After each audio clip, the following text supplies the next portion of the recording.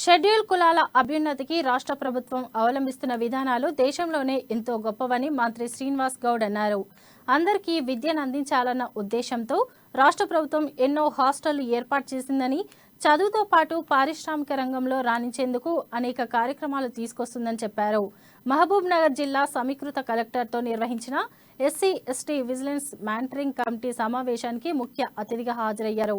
స్వరాష్ట్రం ఏర్పాటుకు ముందు చాలా ఇబ్బందులు ఉండేవని, తెలంగాణ ఏర్పాటు తర్వాత వివిధ అంశాలపై ప్రజలను చైతన్యం చేయడం వలన సమస్యలు తగ్గాయని అన్నారు.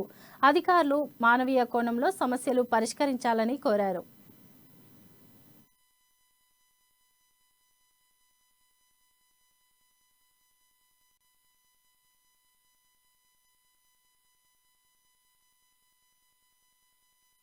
ప్రపంచంలో అతిపెద్ద అంబేద్కర్ విగ్రహం పెట్టుకొని సచివాలయానికి అంబేద్కర్ పేరు పెట్టేసి ఈరోజు మీ అడుగుజాడలో ఈ ప్రభుత్వం ఉంది అని చెప్పడానికి ప్రారంభమైంది.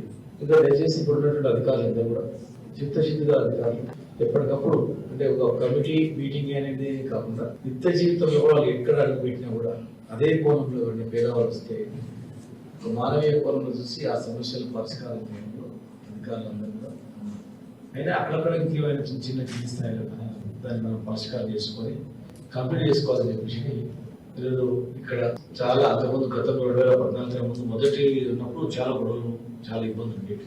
సాధ్యం వరకు ప్రజలను చైతన్యవంతులు చేయడం, ఎడ్యుకేట్ చేయడం, చదువులు వాళ్ళకి అన్ని రకాల వసతులతో పాటు ప్రపంచంలో అతిపెద్ద అంబేద్కర్ విగ్రహం పెట్టుకొని